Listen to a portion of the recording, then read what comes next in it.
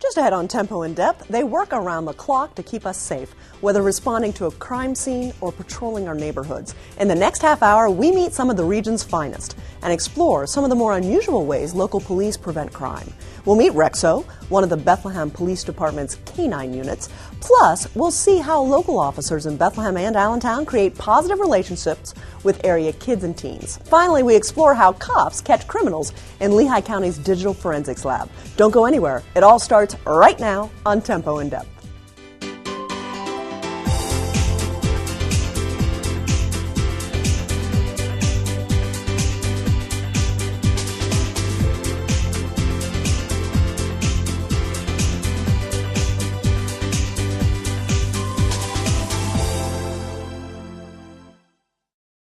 The people of Air Products feel privileged to bring this programming to you. By supporting education and the arts, Air Products strives to improve the quality of life here in the Lehigh Valley, where we call home. You're safe at home at Luther Crest, a Diacon senior living community in Allentown. Our mission is to offer premier accommodations and services so residents can cultivate a healthy and fulfilling retirement. At Luther Crest, we offer independent living apartments and cottages, personal care, skilled nursing, rehabilitative services, and more. Plus, the Luther Crest team strives to provide each person family-like support. You might say it's like a home run. Luther Crest. Good evening. Thanks so much for joining us. I'm Amy Burkett. You know, we're so excited to have a group here today from Liberty High School. So a lot of freshmen from Liberty High School, they're here to have a great time and to learn a lot about television and things that are going on in our community.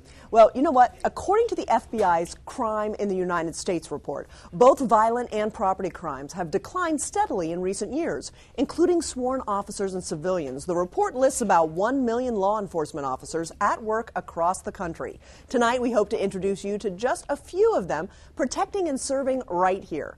The Allentown Police use a combination of technology and intelligence gathering to help fight crime. But officers know that crime prevention ultimately requires winning the hearts and minds of the people they serve. Tempo in Depth's Grover Silcox takes us into Allentown to see how police build positive relationships on the job and in the community.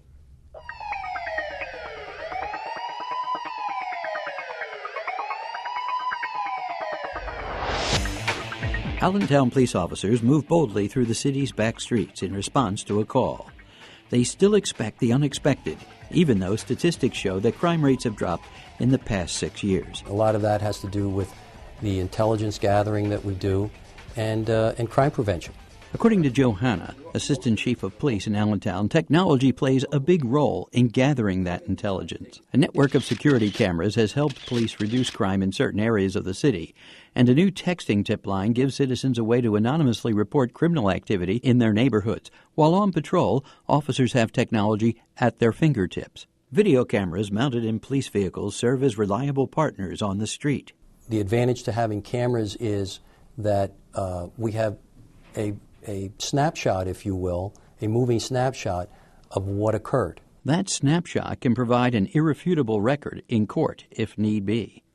Ultimately, police operations rely on people. We just hired our 214th police officer, and our full complement is 216, so probably within the next 2 or 3 months we'll be up to a staff of 216. That's one police officer per 552 people in a city population of more than 119,000. For police to serve that many, the people themselves must support law enforcement. For Joe Hanna, that's key in crime prevention.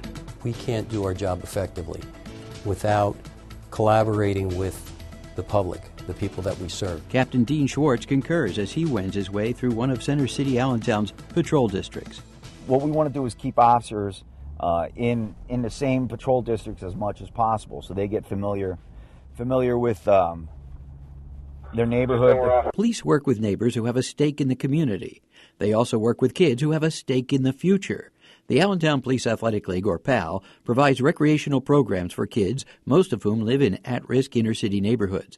Allentown's PAL offers bowling activities, summer camp, and a basketball program for fifth graders in 13 city elementary schools. Generally, off-duty police officers work with the kids in PAL programs, but in the Allentown PAL's basketball program, city teachers serve as coaches and tutors, and PAL supports the effort with balls, uniforms, coordination, and an awards banquet.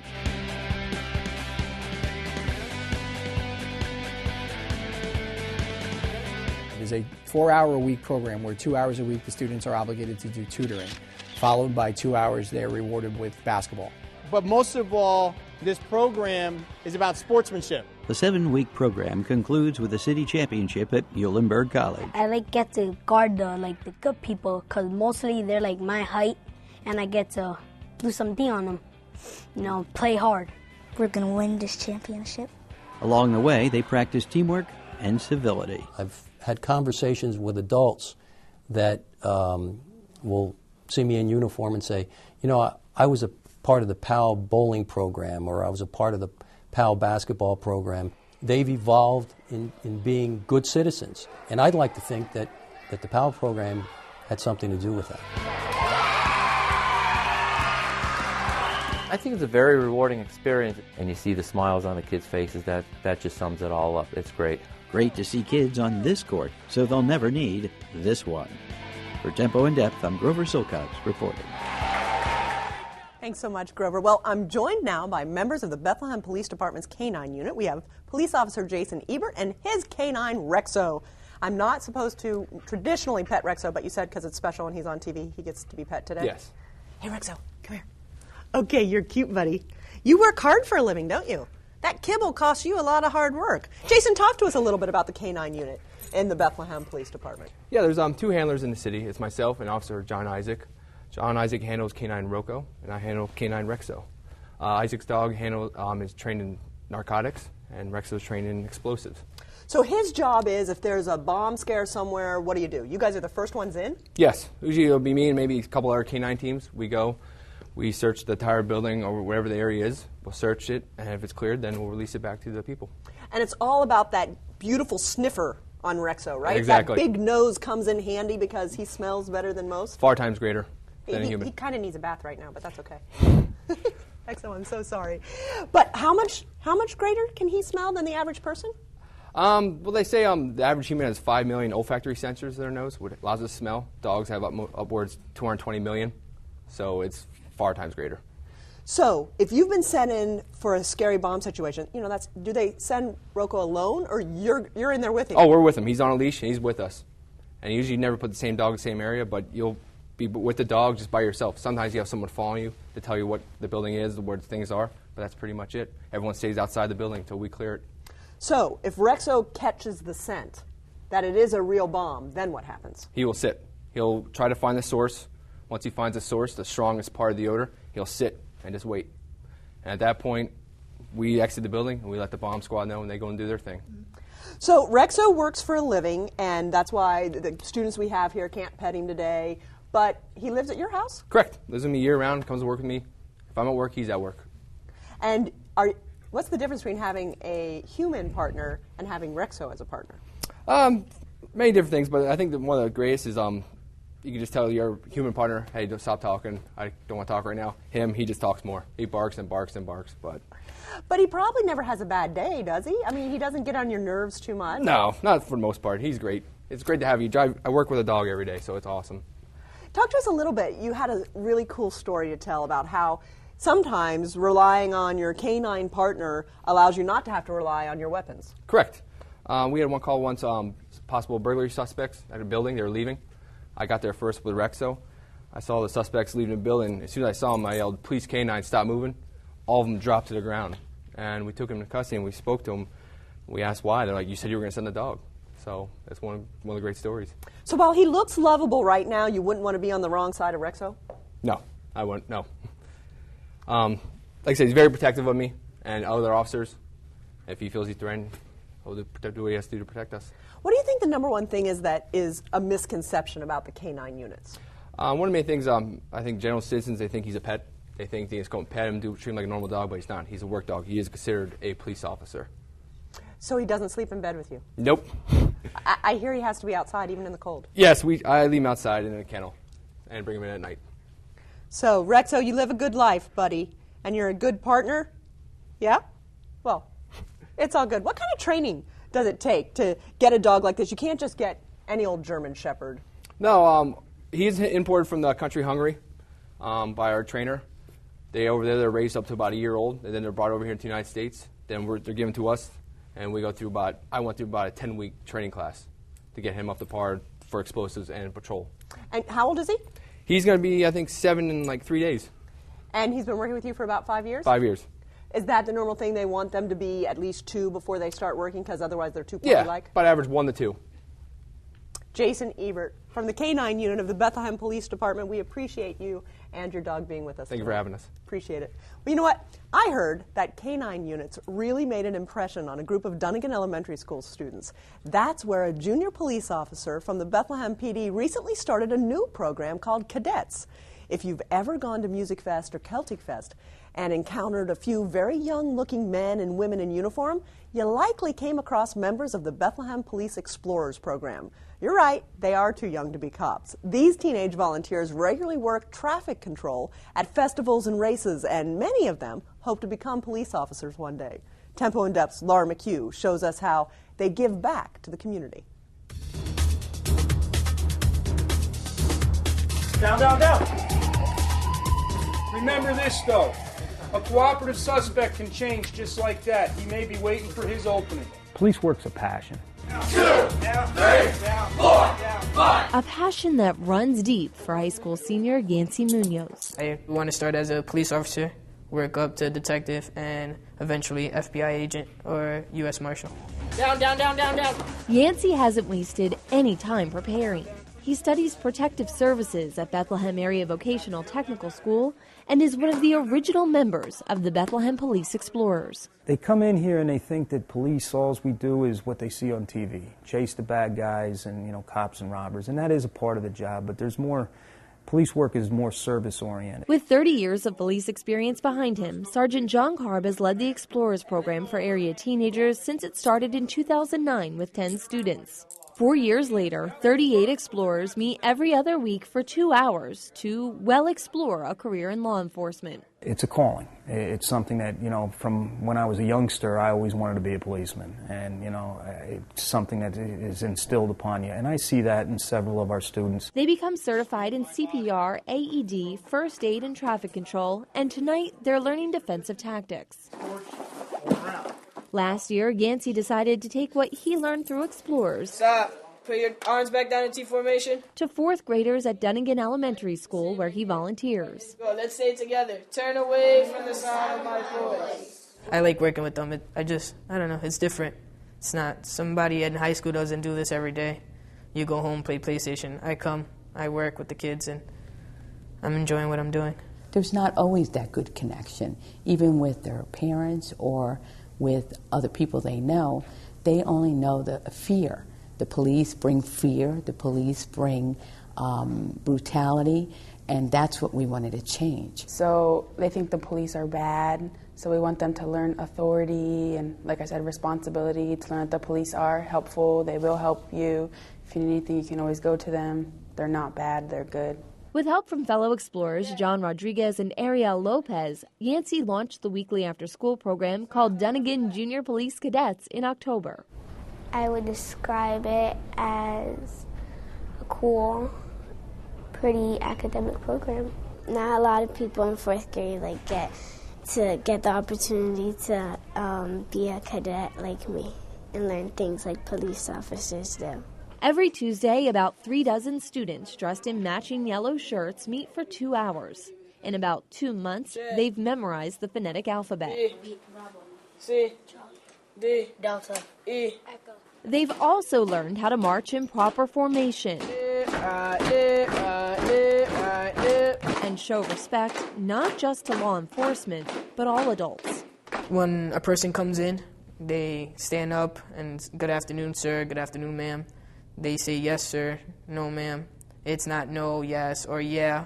We're proper. Teachers say they already see it carry over into the classroom. So ultimately, I hope that it engages them in such a good way that they will do well academically, and they will do well then on PSSAs. and also do well enough that it, in time, will change the community. John, Ariel, and Yancey have their own goals for the cadets. Hopefully, one day to see them become an explorer and probably become an officer. The same hope Sergeant Karb has for his explorers. I would love to see him come to Bethlehem Police, but at least get involved in law enforcement somewhere, and I think I will see that. From this dedicated team of teenagers getting ready to protect and to serve. For Tempo in Depth, I'm Laura McHugh reporting.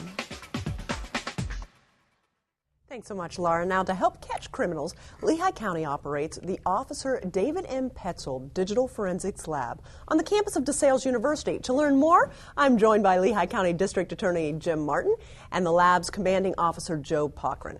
Joe's also a detective with the Upper Saucon Police Department. Now, gentlemen, thanks so much for your time. We appreciate it. Nice to be here. Thank you. Jim, talk to us a little bit about the crime lab. It has a special name for a reason. Yeah, Dave Petzold was an Upper Saucon Township police officer who lost his life in the line of duty in 2006. He was also an alumnus of DeSales University. His widow, Jessica, remarkable young woman, began a foundation, and that foundation wanted to memorialize Dave. So they hit upon the idea with the cooperation of DeSales University, Father Tom Daly, Father Bernard O'Connor, who's the president of the university. And what we've done is form a rather unique partnership. DeSales provided 2 unused classrooms and rehabilitated them beautifully to house the lab. The foundation has made a donation to Lehigh County in 2 installments that now totals $100,000. The county made a grant. I designated some forfeiture funds to the project, so we've equipped a state-of-the-art facility to examine and forensically digital equipment.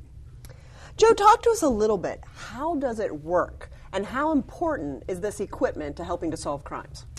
Well, it's very important. The way it works is digital devices are submitted to us, and we can process a wide variety of digital devices. For example, some of the common devices we see are computers, cell phones, and video surveillance. The importance of having this equipment to do so is that the data, or in this case, the evidence, needs to be extracted from these devices in a forensically sound manner that can then be utilized in court. And the key is knowing how to use it, because we've all watched forensic shows on TV, and it looks easy on TV, but if it's not done exactly the right way, it's useless to you in court, right, Jim? No, that's exactly right, Amy. And this kind of data and intelligence is invaluable to us in prosecuting the case, but it's also invaluable to the police investigation in solving the crime in the first instance. Let's talk a little bit. This is an association with DeSales University, and a great opportunity for some of their students to actually have internships and get some work done there? That's correct. We have 2 DeSales students as interns now, and they've been with the program. That's a facet that I'd like to grow. One of the difficulties that we have, and we're very appreciative of all the police departments, we don't have a full-time staff at this laboratory. We have police officers designated by a number of different municipalities, the city of Allentown, the city of Bethlehem. Upper Saucon has played a crucial role. Joe is the commanding officer. But they're contributed on temporary duty assignments. So we're trying to work out a system now where we can get some full-time permanent police officers assigned to it. You know, when you talk about the expense of putting the bad guys away forever, you said your budget, Jim, is about 5% of the county's budget for prosecuting those bad guys. 5% of the county tax dollars. Lehigh County's budget is close to $400 million, but a large portion of that is funding that comes in from the state and other sources. So about $105 million of that budget is generated by tax revenue. And my budget is approximately, the part of my budget that's covered by tax revenue is about $5 million. Now, you mentioned about 90% of all major crimes involve some sort of digital analysis. So we're talking murders. It's a very uncommon thing these days to find a crime scene, a homicide scene, that doesn't have associated with it a cell phone, typically the victims. And Joe, what do you do with that? How do you get the information off? How complicated and how cumbersome, perhaps, does it take to find what you're looking for? think it really depends on the case and the type of device. Certain cell phones, a different methodology needs to be applied to extract data from, whereas if a computer is submitted, that's a different methodology, different equipment that needs to be utilized. So it really varies case to case, and I think a wide variety of our job, one of the things that we do is really troubleshoot these devices and know which tool to use in the right situation. And this is a service that can only be provided by a central lab, a forensics lab. The state police provide it, but they cover a 10-county area. So we're very fortunate to have, if you will, a captive laboratory here in Lehigh County. And we've made the services available to adjoining counties and municipalities as well. But this is a wonderful asset for law enforcement in Lehigh County. And it's about to hit its 2nd birthday coming up soon. How has it changed the way law enforcement is done in this area, or perhaps the way you're able to prosecute? Well, it's dramatically changed it in the sense that, for example, the other night in Allentown, early in the morning, we had a homicide. It occurred at North Penn and Tillman Street. There are a chain of businesses between 4th and Penn Street and west of that location. Several of them had outside video surveillance cameras to protect their businesses. Through Joe's efforts, he came back all the way from New Jersey.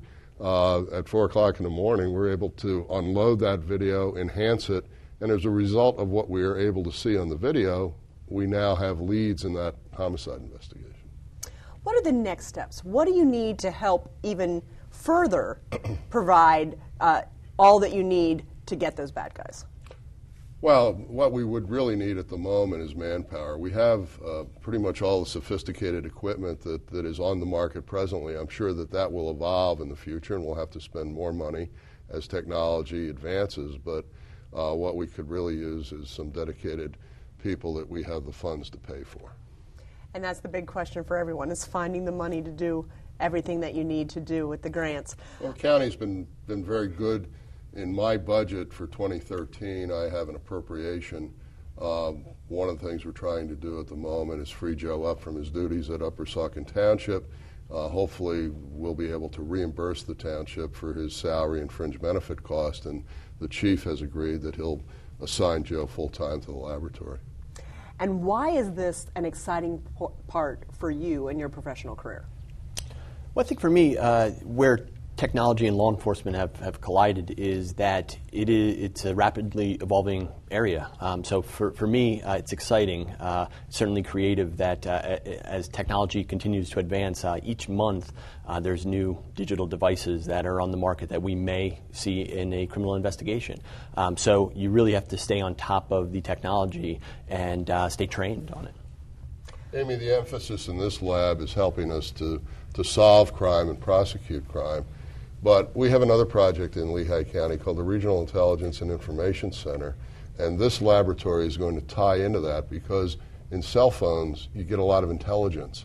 And Joe and the people at what we call the RIC are now working on an application that will be able, after he's extracted the data, to seamlessly transfer that data, that intelligence, over to the RIC so it can be used for investigatory purposes. Really excited about that. You know, final words that you want someone to know about having this technology available here in Lehigh County. It's a godsend to prosecution and to investigation. Gentlemen, thanks so much for your time. We appreciate Joe Pochran from Upper Saucon Valley and working with this crime lab, and Jim Martin, the district attorney in Lehigh County. Thank you. Thanks so much, gentlemen. Well, we'd like to leave you tonight with some resources to help you learn more. At FBI.gov, you can find resources to help you and your family prevent fraud and bolster cyber safety. Next, you can learn more about the Police Athletic League and find your local chapter at nationalpal.org. And finally, keep up to date with the latest crime news in Bethlehem by liking the police department's Facebook page. It's updated almost every day at Bethlehem Police Department, Bethlehem, PA. Well, while you're there, friend me on Facebook and let me know what you thought about this evening's show. You can also like our station page at PBS 39. We'd love to connect with you. Before we say goodnight this evening, we have some special gifts for members of our studio audience. Our friends at the Sands Casino Resort Bethlehem have provided a $50 gift certificate good at the shops, the event center, and restaurants. So, Jim, do me a favor and pick a number. Okay, this is for a $50 gift card. It is number 2. Number 2. Where's my number 2 in the audience? Oh, excellent, in the front row. Congratulations. Well, that does it for us this evening. Thanks so much for joining us. We appreciate your time and hope to see you in our studio audience sometime soon. Good night.